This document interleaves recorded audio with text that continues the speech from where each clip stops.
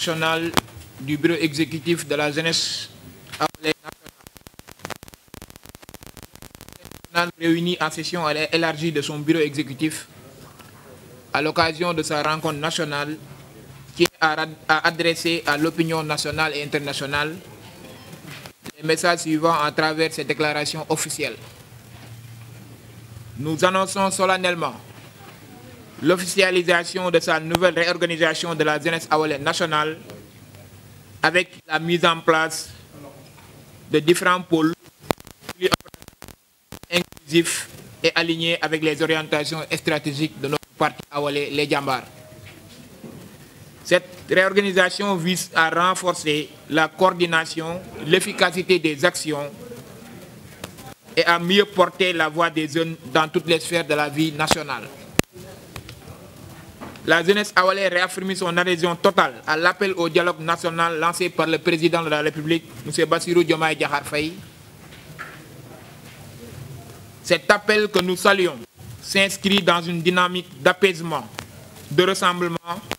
et de refondation. Il est en parfaite cohérence avec la vision du parti qui prône une démocratie inclusive, participative et constructive. Nous appelons ainsi tous les jeunes de notre coalition à répondre présent à cette main tendue pour bâtir un Sénégal uni et stable. Dans cette dynamique de construction nationale, la jeunesse awalé invite toutes les coordinations de jeunes issus des différents partis alliés de la coalition à mettre en place un cadre de concertation et d'action commune. Il est plus que jamais temps d'unir nos énergies pour soutenir, encadrer et défendre le projet politique auquel nous croyons et que nous portons avec conviction. Nous félicitons chaleureusement le président de la République et le Premier ministre Ousmane Sonko pour les initiatives courageuses et structurantes menées durant cette première année de mandat en faveur d'un Sénégal prospère, uni et souverain. Ces efforts déployés, malgré un contexte international complexe, traduisent une réelle volonté de réforme, d'inclusion et de transformation sociale. Enfin, la jeunesse awalé tient à saluer avec fierté le salut historique de la délégation sénégalaise lors du Salon international de l'innovation de Genève avec 10 médailles remportées. Nous félicitons vivement ces inventeurs brillants, dignes ambassadeurs du génie sénégalais. Nous encourageons également le ministère de l'Enseignement supérieur, de la Recherche et de l'Innovation pour les avancées remarquables enregistrées dans la gouvernance du secteur et les investissements soutenus dans la recherche de l'innovation et de l'excellence académique. La jeunesse awalé appelle l'opposition à un débat public, un débat constructif sur les politiques publiques afin qu'elle saisisse l'occasion de participer à la dynamique de prospérité et de souveraineté à laquelle le gouvernement est en train de mener le pays. La jeunesse awalé reste mobilisée, engagée et déterminée à jouer pleinement son rôle dans la construction d'un Sénégal solidaire, audacieux et fier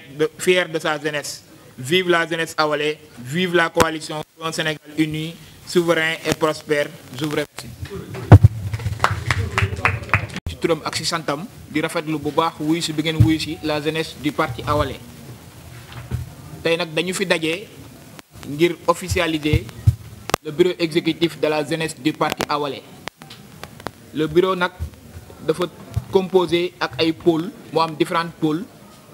yooyu seeni coordonnateur ak seeni adjoint ñoom laa toogal fii ci kaw.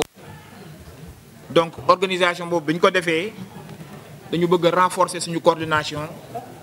waaye aussi gën a mën a booloo pour que projet politique bi nga xamante ne moom la ñu nekk ñu gën a mën a xàccandoo dóorandoo. La jeunesse awalé bi nga xamante ne moom laa jiite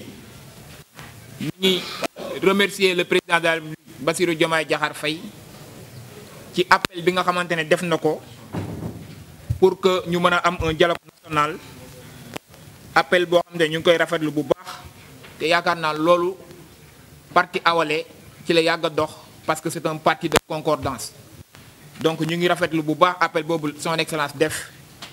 di ci woo l'ensemble de toutes les forces vives de la nation ñu ñëw répondre à cet appel du président de la République. waaye aussi la jeunesse awalé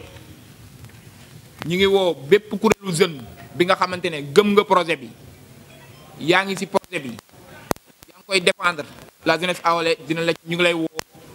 ñu teg cadre boo xamante ne dañuy gën a mën a taxaw gën a xeexal projet bi gën a porter projet bi pour un Sénégal uni souverain et prospère incha allah ci fan yu néew yi ñu jëm la jeunesse awalé dinañ jël initiative wu contacter bépp coordonnateur boo xamante ne coordonnateur de jeune nga wala ngay entité boo xamante ne da nga ëmb ay ndaw nekk ci biir coalition bi nga xamante ne tey moom lañ bokk muy coalition Diomaye président loolu ñu ngi ciy tàllal loxo encore suñu mbokki jeunes yëpp ñu ubbil ñu porte yi ñu mën a teg cadre boo xamante ne dinañ gën a mën a booloo ngir mën a xeexal projet bi.